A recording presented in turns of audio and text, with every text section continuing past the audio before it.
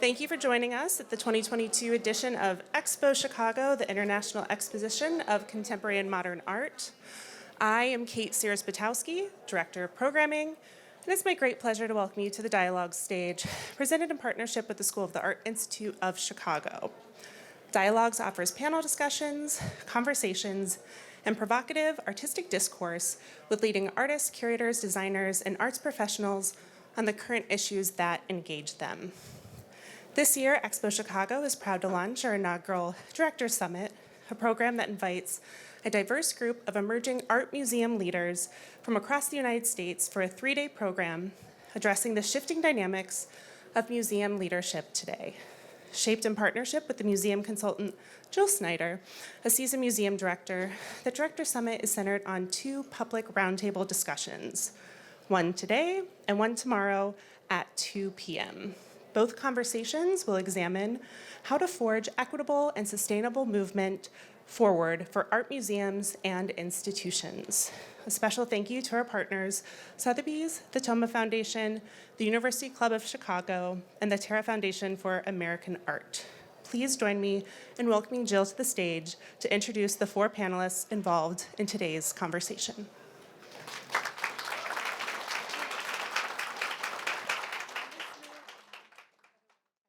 Good afternoon, everyone. Thank you, Kate, and I'm honored to launch this inaugural Directors Summit, and I want to bring the panelists up to the stage so we can get right to it. If you want to know more about their bios, it's on the Expo website. So first, let me introduce Christina Vassallo, who is Executive Director since 2020 of the Fabric Workshop and Museum.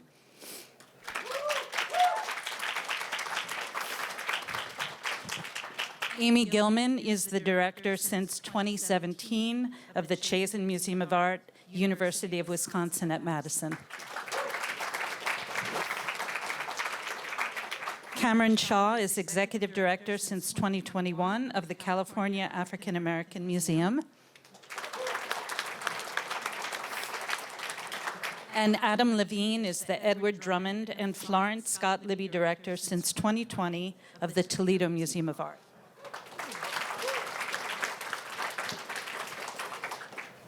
I'm very excited to be leading this conversation today, and I'm literally bursting at the seams to hear what you have to share. But first, let me take a minute to set the stage.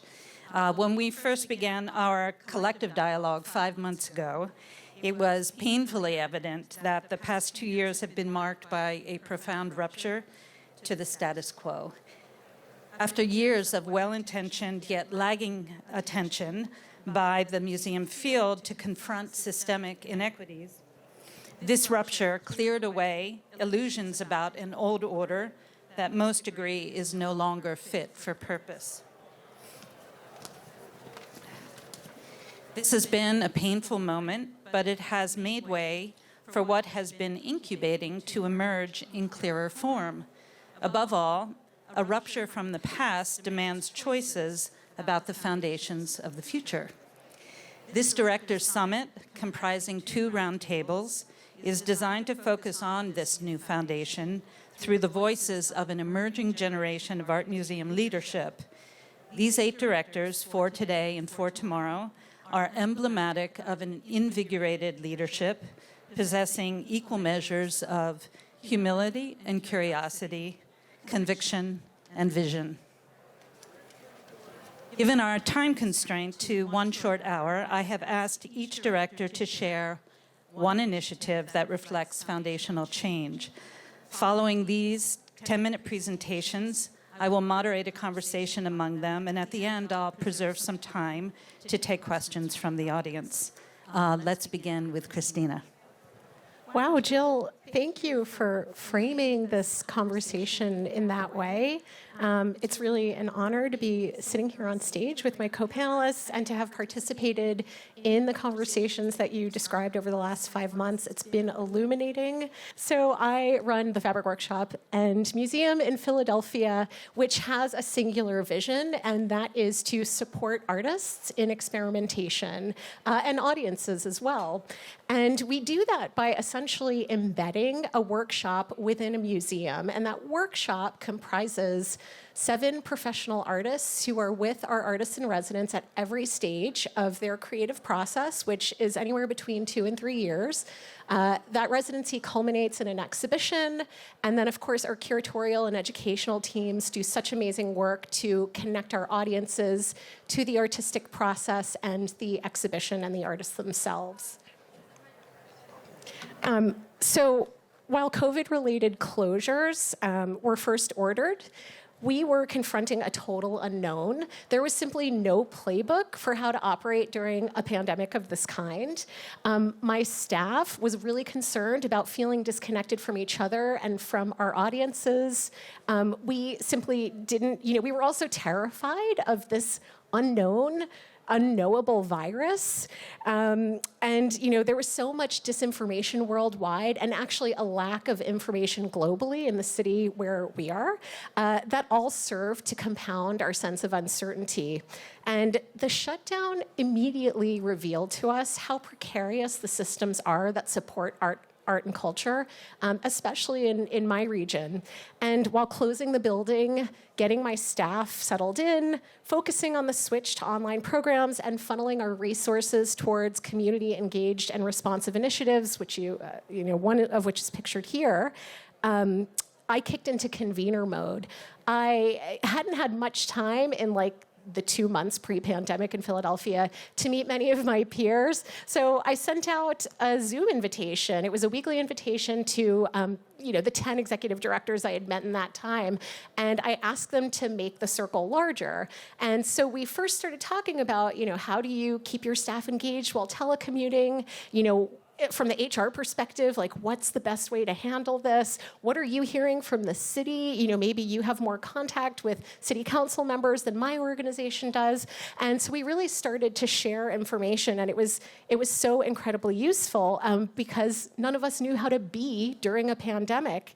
Over the course of many weeks of closure, our attendance grew in those meetings to about 40 regular participants. And the conversations began to respond to other matters that affected the arts in Philadelphia.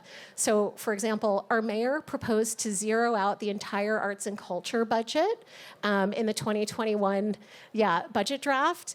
Our state funding agency threatened to revoke reimbursement basis pledged grants. This was money we'd already spent, and we're expecting to be reimbursed. And so we said, this can't happen, right? So we galvanized our community of leaders that were connected over Zoom, and we just made our voices heard. And we were able to reverse some of those decisions.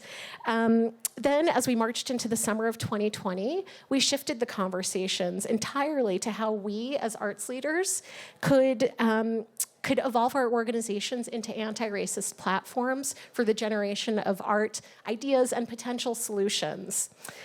Through these weekly meetings, we all began to understand that what we were experiencing individually was actually a collective impact that could have long-term consequences. And this way of entering into an agreement of radical transparency among peers led me to start to think, I want to close the circle a little so we can have slightly more intimate conversations. And so I started to gather a smaller subset of this much larger group of arts leaders that included like-minded and like-sized leaders of contemporary art spaces in Philadelphia. I was very much inspired by the larger Zoom meetings, but also by this group of 15 arts leaders in New York City that had banded together very early on in the pandemic to raise money for COVID relief. So these conversations evolved into what we now call the Philadelphia Collaborative Arts Consortium, which originally included the 6 organizations that you see here. Our pre-COVID combined annual attendance was over 157,000 visitors. We served over 300 artists, employed nearly 200 staff members, and had an economic impact of over $22 million every year. So, the impact of our combined efforts is undeniable, and yet collaborations of this kind are really rare for organizations of our type. They often don't go beyond the, lower stakes, occasional programmatic partnerships that we're all so used to. Over the last few months, the consortium's composition and purpose has changed significantly. 2 executive directors stepped down from their posts and were replaced by new leaders. One organization, Asian Arts Initiative, concluded that their community-based model would be impossible to align with the structures of 5 other organizations.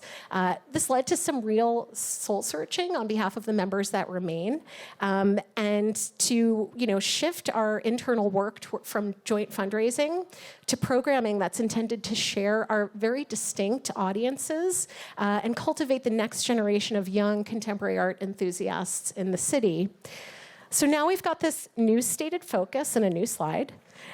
About the questions, we all wanted to retain the global audiences that we'd gained from virtual events, over the last year and a half, while also acknowledging the increasing desire for our local audiences to actually go back into real space with us. And we realized that, the only way to really be able to cater to both kinds of audiences is to create hybrid programming that's equally gratifying for our virtual visitors and our on-site visitors. And then we recognized that we have a real, capacity shortage and able to do that properly. So we knocked on the door of Drexel's Westfall School of Arts and New Media.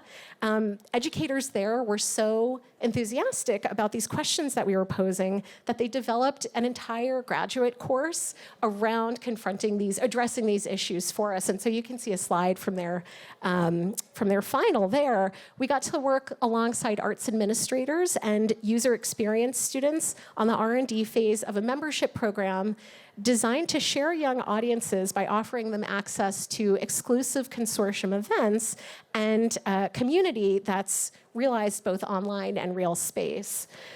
So much of the work that we've been doing as a consortium has been quietly happening behind the scenes, but every question we ask each other, every new piece of data we uncover, every bit of information we share, an idea we hatch about audience engagement, staff retention, funders, board development, and how we carry ourselves as leaders and represent our institutions ultimately helps us better understand how we can evolve together to better meet the ever-changing needs of our publics right now.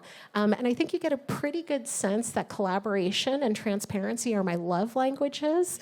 So hopefully there will be a few questions about that later. Thank you.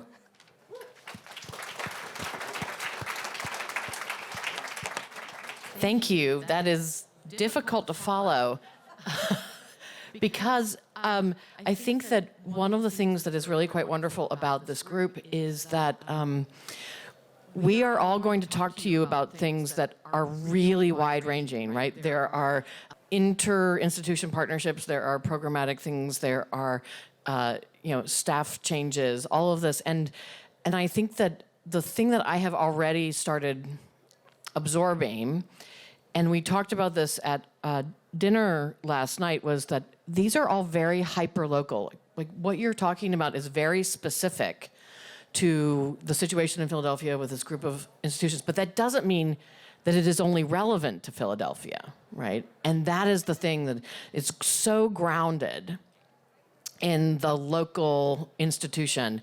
And so the piece I'm going to talk about, the project I'm going to talk about today, is called the Romancipation Project.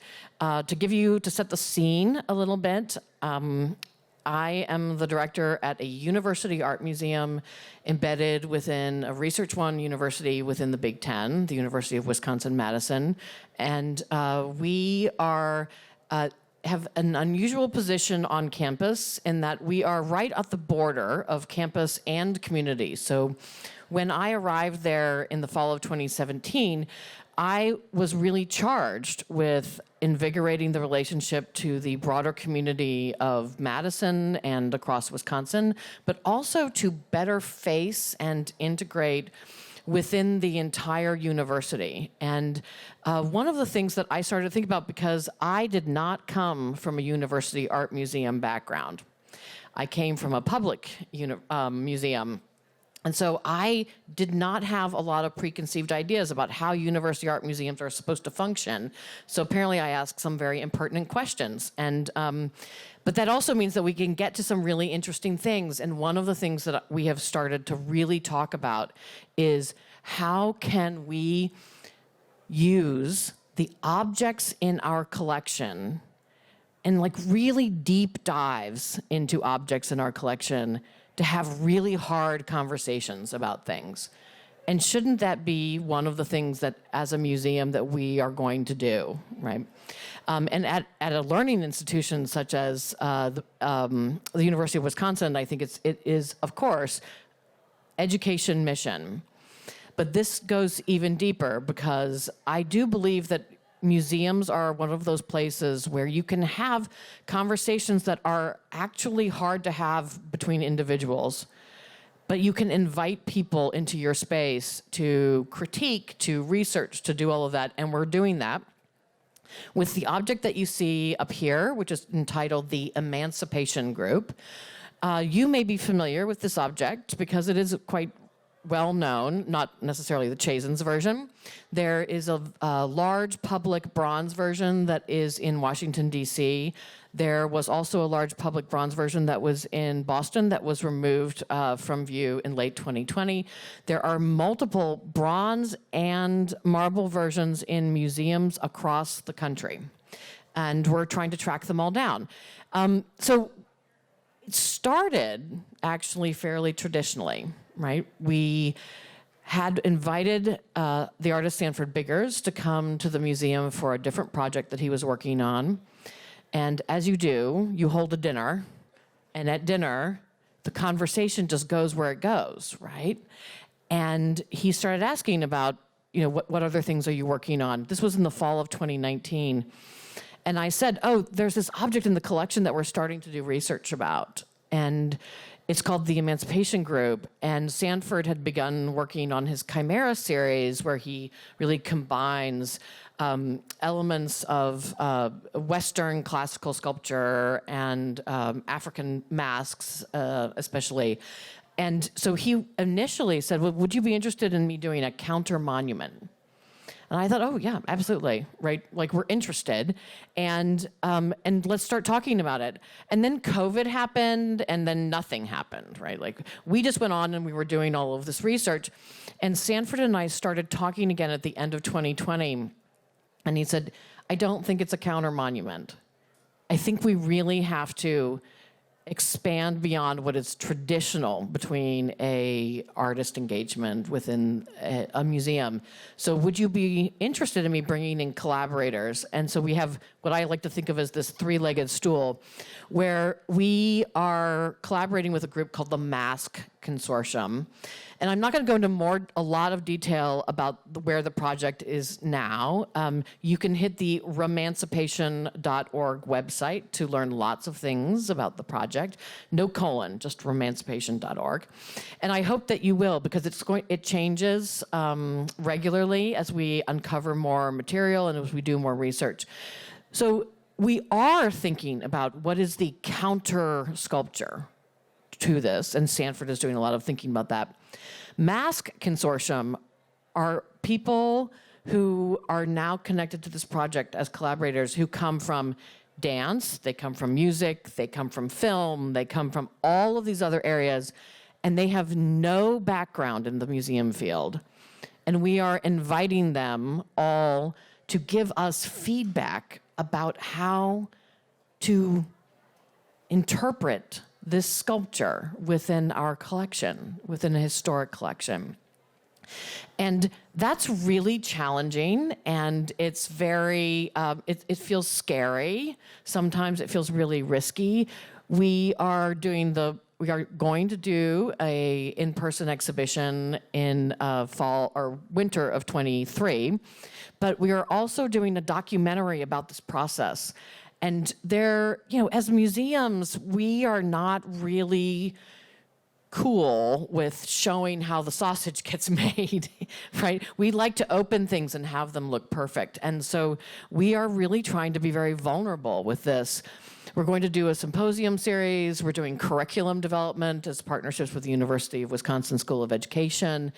And we're really focusing on this single object. But some of the highlights here is that we have also incorporated some very new cutting-edge technology, these in-depth 3D scans of this object, which you can explore on the website. But we're combining it with very traditional art historical methods of iconographic analysis, right?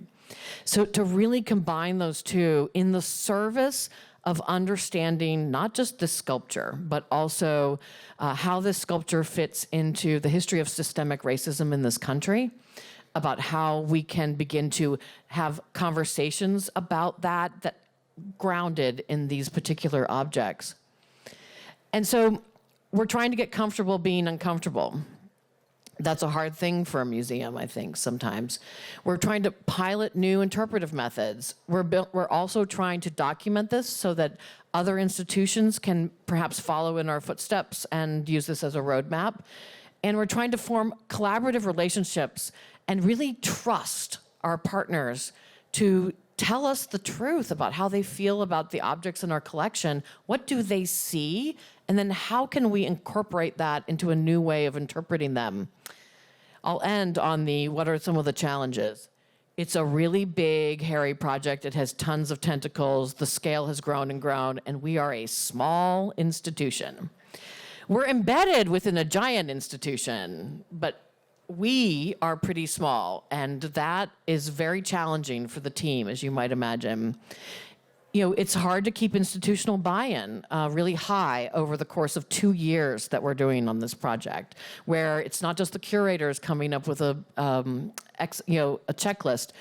And we have to really accept that being transparent about the messiness of creation and development may actually be the future of what museums need to be doing, because that is something that we should be more present for. Thank you.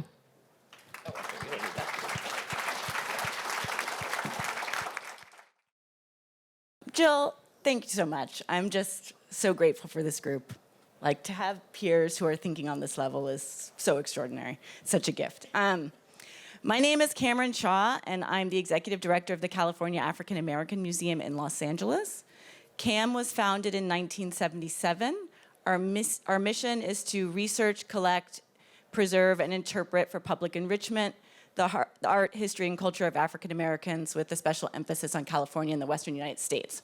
So a lot of people are surprised to learn that we are a state-supported museum and government agency. We are the first African American museum of art, history, and culture to be fully supported by a state, and we're the direct result of a sustained multi-year effort of activism on the part of visionary founders, politicians, and community members, some of which you see here at our ribbon cutting at Exposition Park in downtown Los Angeles in 1984. So I look at this picture a lot. And I look at this picture as a reminder to myself of our rich history and the challenges faced by all the folks who came before me. Some of you will recognize in that gesture the principle of Sankofa, a Ghanaian word which translates to go back and get, and a principle that reminds us to look back at the past as we chart our future. I say very regularly to my staff, and in settings like this one, that our charge is to be as visionary in 2022 as our founders were in 1977 to believe this museum should exist.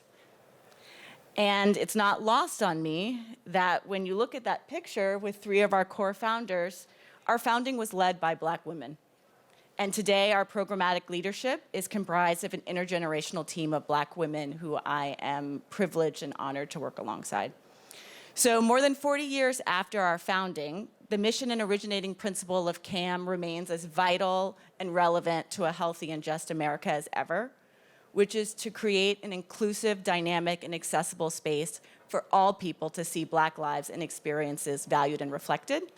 But we know that looks different in 2022 than it did in 1977. So the core question that we're asking ourselves, and that's driving the work that I'm sharing with you today, is what is a Black museum in the year 2022? And more specifically, what does that work look like in Los Angeles, a metropolis, a center of cultural production of all kinds, and one of the most racially and ethnically diverse cities in the world? So in recent years, and intensifying with national protests in response to police brutality and the movement for Black lives, many museums have made gestures and institutional pledges to diversify and to center the voices of people of color, particularly Black artists. That work is necessary and it's laudable, but this period has also allowed us to consider then, what is our role as a museum of the present?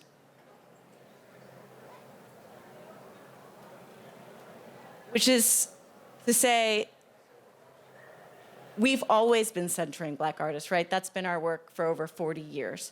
So what is the work of the future? And for me, it really came down to this idea that we have to think about what it means to holistically and fully support Black creators, curators, scholars, and cultural producers, and that we need to be a part of deep conversations about the most pressing issues of our time and the intersection of those things and Black life. So in activist community, you'll frequently hear the saying, don't go wide, go deep. It's a saying that was ringing in my head as I was reflecting on this work with staff and others at CAM. And I saw an opportunity to create a space for sustained dialogue about the intersections of Black life and the most pressing issues of our time, and to go deep into areas of inquiry that had the power to illuminate the past and shape the future. So CAM has thus committed to 4 framing themes or investigative pillars, and that will shape our efforts in exhibition making, programming, and publishing for the next several years. So the pillars themselves emerged organically out of conversations we were having amongst staff, artists, independent curators, and others. And when we explore them together, we find more and more resonance, relevance, and interconnectedness among them. So I'll walk you through each of the pillars and the questions fueling our explorations in each. So the first is Black abstraction. We will engage the historical and contemporary manifestations of Black abstraction. This includes the legacy of Black practitioners not only in the visual arts, but also in music, filmmaking, literature, comedy, and more. So our central question will be, how is abstraction used as a tool, a form of practice and protest, and a framework for investigating the imperatives of legibility and the contradictory state of hypervisibility and invisibility that is the Black condition in the US? And how can abstraction be a place of experimentation, refuge, and play? The second pillar is Black spirituality and ancestral technologies. So through this pillar, we will engage the legacy of Black spiritual traditions in America and throughout the African diaspora, and use ancestral technologies, which I refer to that to mean the many forms of African indigenous knowledge that are held by Black people in this country, both intentionally and unconsciously. So the central question for that will be, how can deeper conversations and contextualization of spiritual practices inform and prepare us to confront this moment of crisis that we are all in together, and support mental health and well-being in our communities? And how have varied spiritual traditions anchored Black movement building from abolition to the current movement for Black lives? The third is Black Lives Green Justice. That pillar was actually the first to emerge and came from a desire to leverage our unique position. So as I shared earlier, we're a state-supported museum, and we're under the government umbrella of the Natural Resource Agency. So that oversees the stewardship and management of our state parks, forests, wildlife, water, firefighting, and conservation efforts for the whole state of California. So what incredible work could we be doing if we looked at that unique position of ourselves as a government actor, a respected arts presenter, and a trusted community center? So with this pillar, we're going to examine the intersections between Black life and green justice efforts, which include advocating for safe and equitable access to green and leisure spaces, mitigating climate change, documenting shifts in agriculture and labor practices, and improving public health outcomes. So our central question will be, How do communities of color lead and shape public discourse around land and natural resource use and build new, healthy, sustainable relationships to the environment for generations to come? And finally, liberating the Black archive. So through this pillar, we will imagine new and creative ways of making accessible Black archives in dialogue with artists, scholars, publishers, universities, and other repositories, acknowledging that many of our Black historical materials are in research centers, in university campuses, and other places that haven't had the priority to publish, prioritize public access. Similarly, they are underneath our beds and in our garages, so in critical need of care and preservation. So our central question will be, how do we make our history accessible and teachable to new generations, particularly new generations of advocates and activists who can learn from our rich past? So you'll see a lot of what's driving the work that we're doing right now is questions. And I had a conversation with a journalist a few months ago, and she shared with me how difficult it is to print quotes that come in the phrase of questions. And it was a very innocuous part of our interview, but it drove home something for me, which is how important questions are to the work that we're doing, but also to my personal worldview, right? That questions in and of themselves are a form of protest in the present moment, and that we got to this moment of crisis because too many folks thought they had the one definitive answer.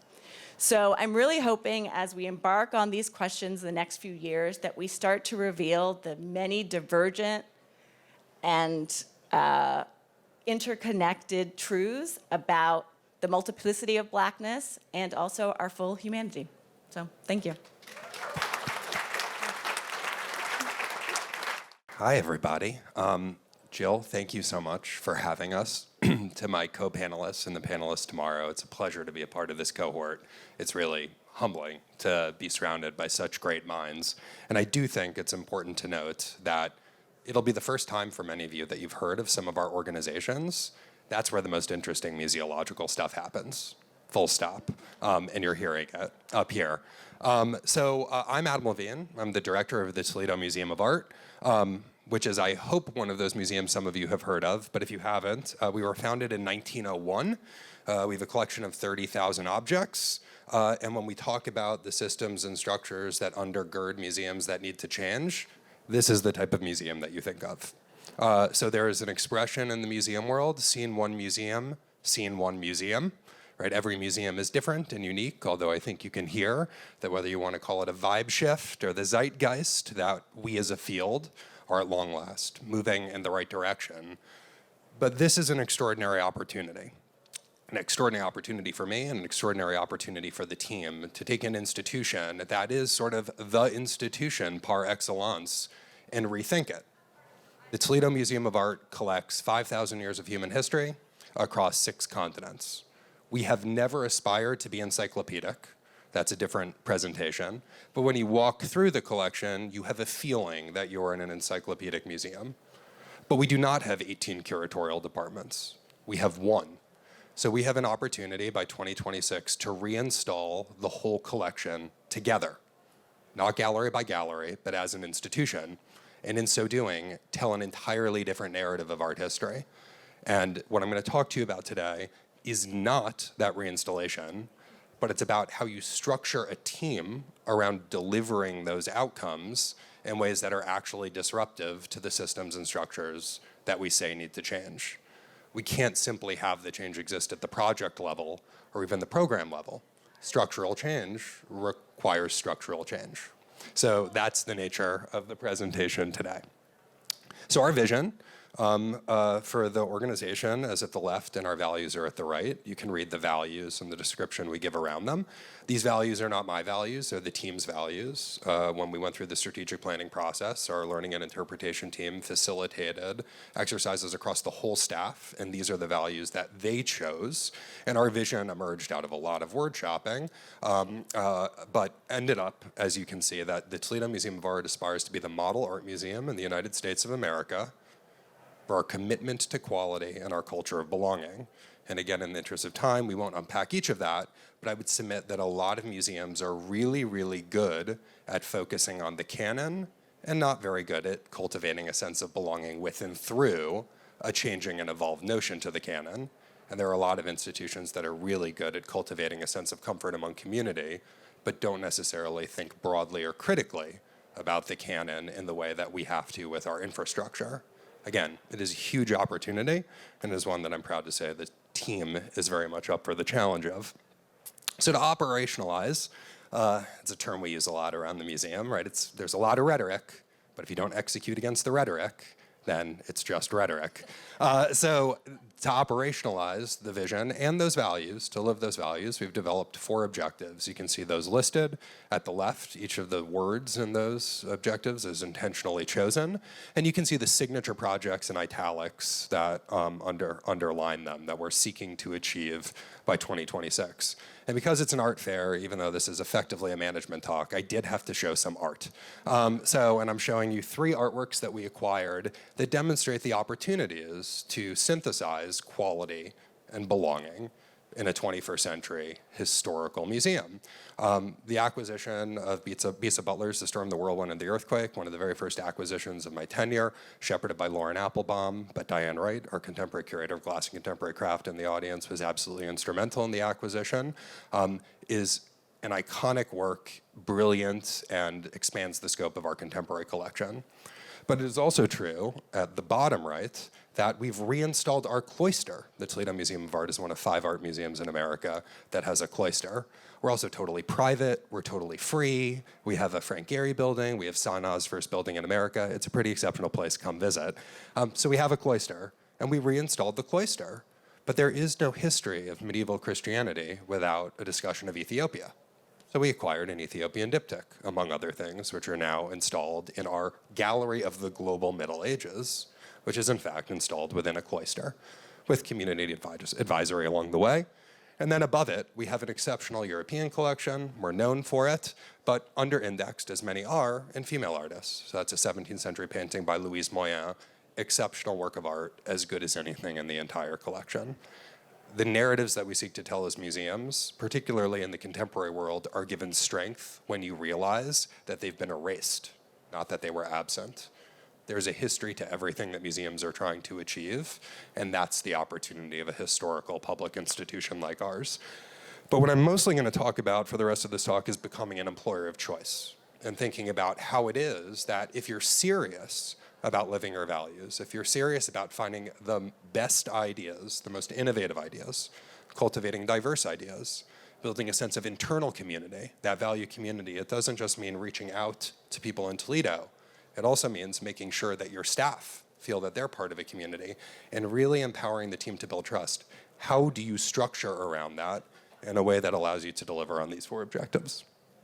So this is a pretty standard slide in any sort of strategic planning presentation, but just so you have some sense, I probably overstate the case a bit, but when we're talking to staff, I say there is no daylight between our strategy and what we do every day. Our strategy is what we do. At too many institutions, the strategy is the extra work. Keep doing everything as you've been doing it, status quo persists, and then the extra 10 to 20% of time that you find in hours 80 to 100 in a week, that's when you do the strategy. No. The objectives are supported by programs. The programs are supported by projects, and every single person at the museum, when you stop them and you say, hey, what is this doing to support our strategy? They should be able to say, this supports this project, this program, and this objective, and that is going to help us become the model art museum in the United States.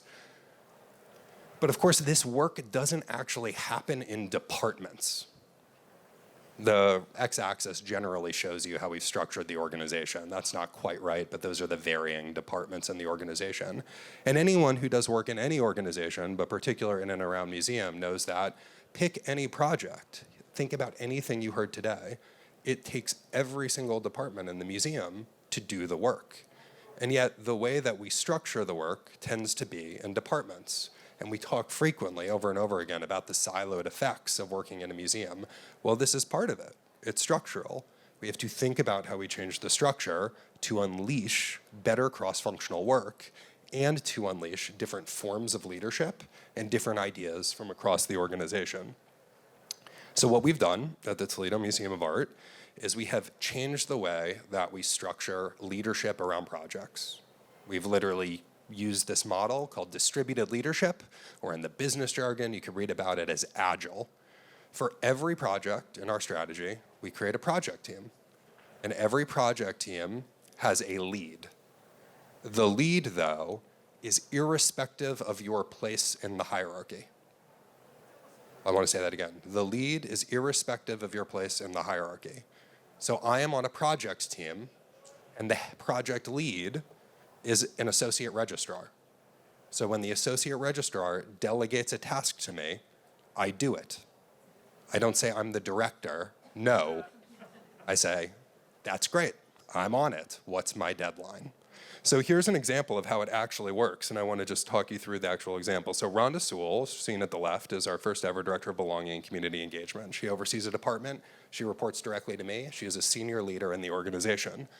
Rhonda is also an objective lead. She oversees our objective to transition to active outreach and engagement. So she has all the programs and projects roll up to her. She is the accountable executive for making sure that we stay on track. One of those projects is the creation of a community gallery. We had a hallway that we called a community gallery. It wasn't very inspiring. The person who you can see at the head of the table there, Jason DePriest, who is running this project, is a preparator. He is supported by a member of the facilities team, a member of our store, and Rhonda is on the team, but Rhonda is not the boss. And we just had a presentation where after 6 months of work, they came and they presented a budget, they presented a layout, they had done all of the engineering work, and they proposed an idea for the community gallery that was 150% better than anything I ever could have come up with. And it took a while, and this is still a work in progress, it took a while for Jason to realize he was actually in charge. It took him a while to mean that doesn't mean you do everything. But this is also professional development. This is how you create pathways through the profession. This is how you create fungible skills that allow people to matriculate not just up and down the organization, but sort of to go diagonally through the organization.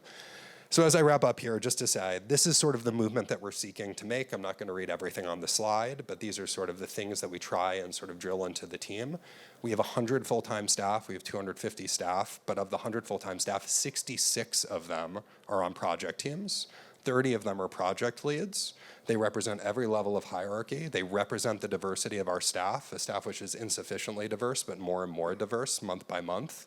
And it is a way that we are committed not just to making sure all voices are heard, that we live our values, and that the best ideas are unleashed in the service of our strategy, but it is also a way to ensure that we're creating pathways into the profession for people at all levels and of all backgrounds.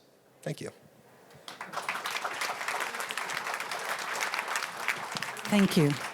That was truly inspiring to hear from you. I think it was also a great presentation to show, as Amy said, the hyperlocality of how initiatives really to be impactful come from the specificity of each organization. But what I'd like to do now is kind of flip it on its head. And I asked each of the two groups to identify an overarching theme that seemed to be very present for them, and that the theme that came up for this group today in particular was, hold on.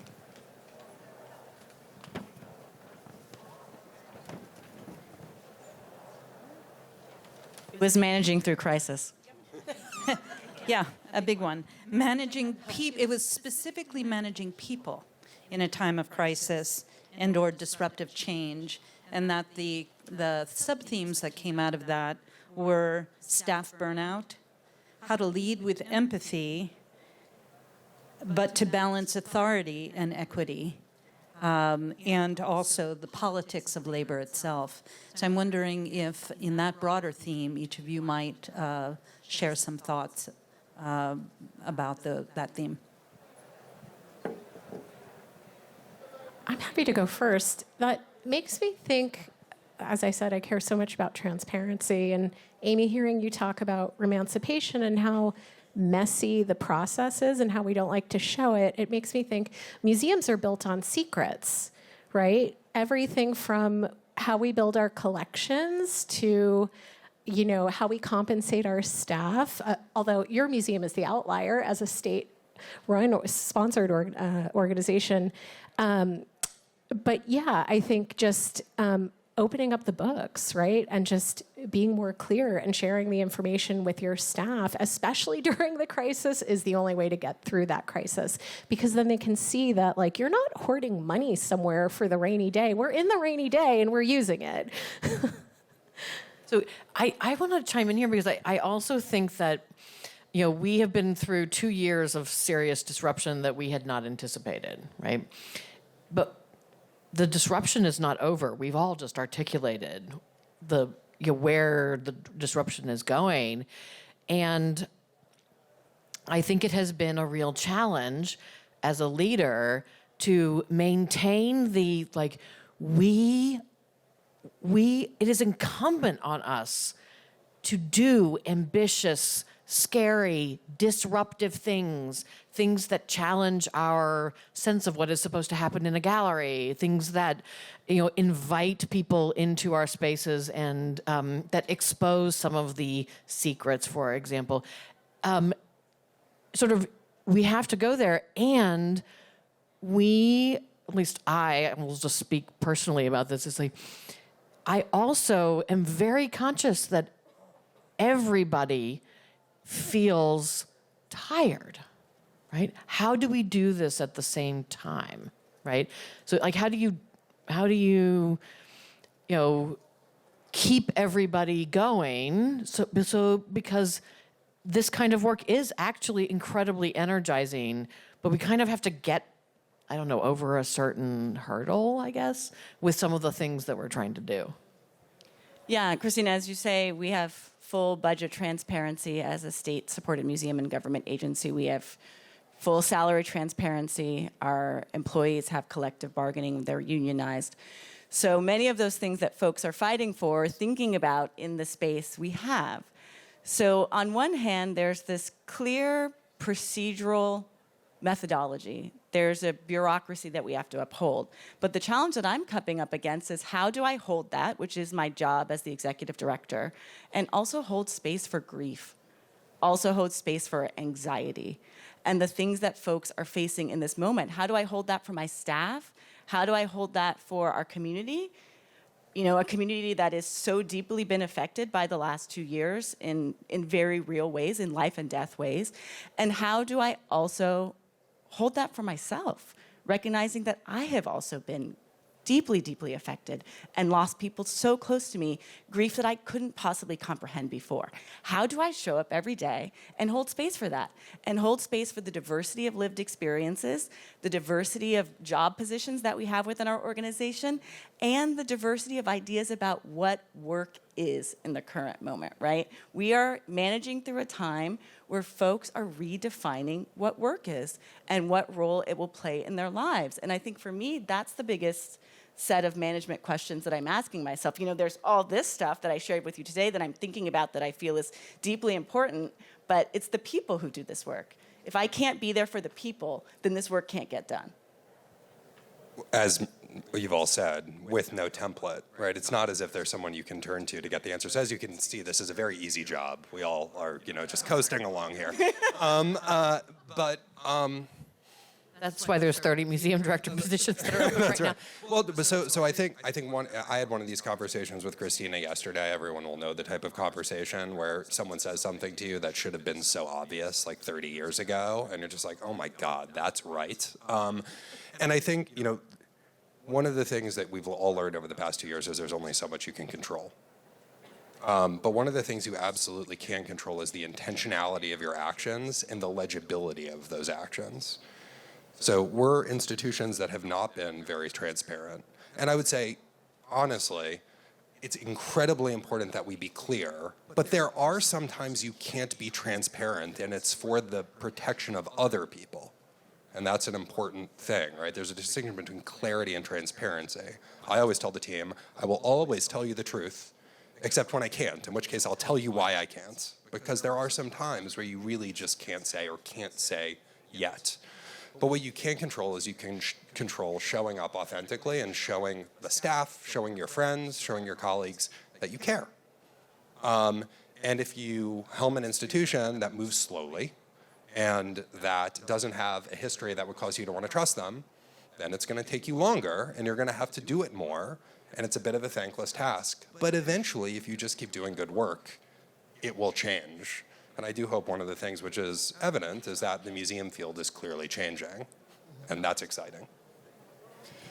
When we talked about this theme, I think the percentage that you came up with collectively was 85% of your time was spent in engaging with direct kind of the human interaction that was connected to this work. But so I actually want to return, Cameron, to this idea of making space for grief and for trauma and for the challenges. What does that look like? I wish I knew. I think right now it just looks like listening.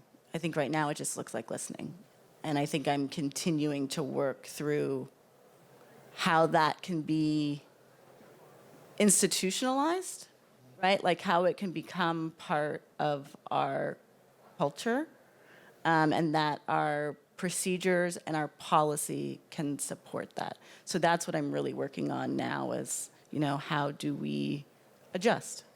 And are you seeing that change the culture of your organization, and in what ways? It's interesting because my organization is almost entirely people of color and majority Black. So the way we were experiencing this time period, when I talk to my curators, for example, the things that their colleagues are experiencing in historically white-centered institutions are very different than the challenges that we're facing, but there's challenges nonetheless. It has really been about driving into the specificity of what our needs are in the current moment and figuring out how we show up for people within that. Does that address that a little bit? Yes, thank you. And Amy, I want to ask you a question. Last night you shared an amusing but insightful comment about being challenged by a younger staff member in a way that challenged your authority, and you acknowledged that would never have occurred to you. Actually, I think that was Helona who shared that. You're right. that It was story. Helona. Yeah. Sorry, but That's okay. But I bet. But I hear bet from you've- Helona tomorrow. But I bet you've been there, and I'm wondering whether I could open that up. So to me, it's like this space for grieving, but also this space for challenging authority. Two things that seem to be recurrent themes right now in museum cultures, and I'm wondering if anyone wants to pick up on that. Well, let me just say that I think that part of the changing nature of museum director positions is that the very patriarchal, very command control, very rigid, almost entirely white, almost entirely male history of museum directors, right, is rapidly changing. Not only is the field changing, but who's in those positions are changing, and we are different. We come from different places. We come from different backgrounds, and so does all of our team, right? And so people show up with very different expectations about their own relationship to historic authority, et cetera. And so one of the things, one of my own sort of mantras is I think to Adam's point, you want to be as authentic in your response as possible and as transparent as you can with responding to things that can be difficult. And I find myself spending a lot of time on context, right? So if somebody comes and says, why can't we get a raise to do X? Or why do we need to spend money on this project but not on this project? It's like I'm certain that I have members of my team who are like, oh, Amy's going to talk again about how all of this is interconnected. But I sort of feel like I want to be like, let me talk to you about how the budget works, right? And it's not like, oh, I want to be pedantic about it. It's actually that the budget is the lived values of the organization, right? And if you are not putting your funds where you say you value, then I'm not doing my job, right? And I need to be challenged on that when I miss, and I miss, right? So I think that it's a challenging moment, but it is also, I do also find it fairly invigorating, right? That there's not this just expectation that director can just come in and just be like, well, that's it. This is what we're doing. And everybody's going to be like, okay. Because they don't work, the whole team does not work that way anymore. Can I jump in? Yes, and then we'll take some questions from the audience. And you end up with better ideas. You end up with better budget allocations that way. But it's also important to note that you will seldom end up with a unanimous decision. So getting out of the lane of the director being the decision maker is very important. But one of the things we think a lot about is every decision will be values aligned, unimpeachably. But that doesn't mean that there won't be quibbles about tactics. Right? It is going to be very difficult to get 250 employees to all think every decision is exactly done as it should be. And actually, most of the decisions aren't done necessarily the way that I would like, but that's living your values. That's living the trust part of it. That's living the innovation part of it. You have to take some risks. So I think this notion of authority is a very old school one, and actually issues around alignment are actually a salve for some of that. I think that, so I know we're going to get to this, but I think that this could get to some of the questions that may come from the audience is like, your point, Adam, about one of the most important things I have ever learned is that if we just stick with my idea, and boy, do I have a lot of them, right? You don't get to be directors without like lots of ideas. If I just stick with my idea, it will not be nearly as awesome as when I let go and let the whole team and the collaborators that we're inviting, let's say on the Romancipation Project, we have 14 people, that's almost the size of my entire staff, coming next week to spend a week with us disrupting, right? The whole project will be better, and I could never have envisioned it on my own. Never. Yeah, ideas become fuller when Yes. you let other people in, and then your staff has real buy-in if they've influenced those ideas. Well, that's a good pivot to asking and inviting questions from the audience. I think we have a mic that's going to be passed around.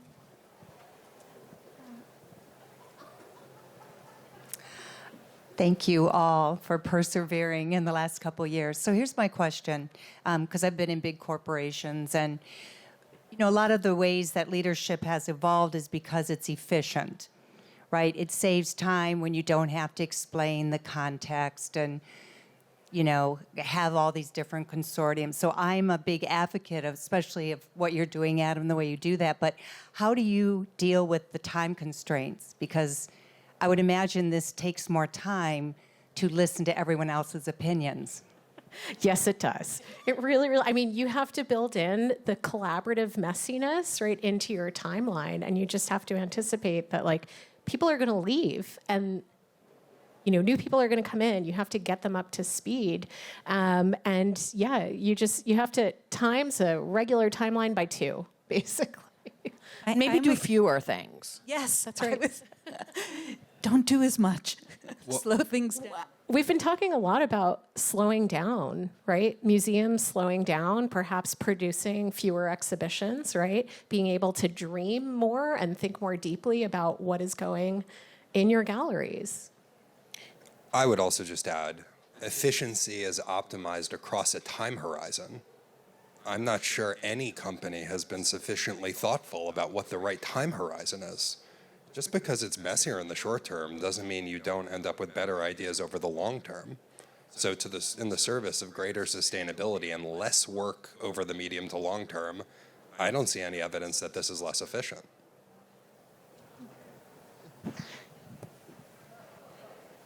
Thank you. You managed through 2 years of a tremendous disruption. Could you share something that changed in your answer to the question why museums matter before and after the pandemic? Ooh, that question gave me chills. Can I answer it first, please? Thank you. Thank you. I think museums mattered tremendously during the pandemic. Well, we're still in it because we were connectors. We kept people engaged and informed and connected to each other. We were an essential service. We are essential workers. And any, local, county, federal agency that recognizes that is recognizing that we are part of recovery effort. I will just say that one of the reasons why we are actually embarking on this project is because one of the things that I came out of the pandemic with was the absolute conviction that objects are powerful. Now, I had that conviction going in because I'm the director of an art museum. We have lots of objects. But and this is not anti-digital. I actually think that pivot was actually incredibly useful and really important. But it actually makes the real objects, the physical objects that we all engage with, even more important. And the day we reopened the museum, and we actually reopened pretty early, so it was like July 2020. I worked that week on the floor, right, as a sort of visitor services person. And the museum studies where they're like, people spend 30 seconds in front of a painting and then they move on? People were spending 15 minutes in front of a single object. And that is going to stick with me forever. We can do fewer things and focus deeply on them. And to me, that was like one of the most important outcomes of the whole pandemic. Yeah, I've always been deeply interested in the ways in which contemporary art can be a lens for navigating the challenging issues that we encounter in our everyday life. So very much what's at the core of your project. Also thinking about museums as a place for critical thinking and a place where we develop empathy by seeing things from other people's perspectives. But the thing that's become most clear to me in this time period is our museum can be a midwife or doula for ushering in revolutionary ideas into the world. And that's what I'm thinking about a great deal right now, is how do we build the support structures, the financial, the administrative, the intellectual, and emotional support structures that artists and creators need to bring truly revolutionary ideas into the world, because we need a different future. We need a different future. What they said.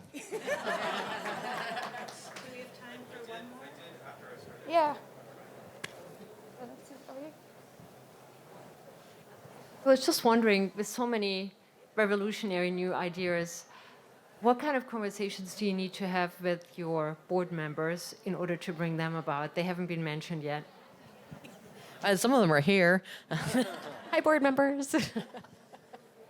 Well, I can start with that because a 120-year-old institution has strong governance practices already. So I will just say, not just because I have a trustee in the audience, I am very, very fortunate. And I would say to the recording for other maybe museum boards that the job of the board is to hire the director and then to let the director lead. So it probably shouldn't be that much of an issue.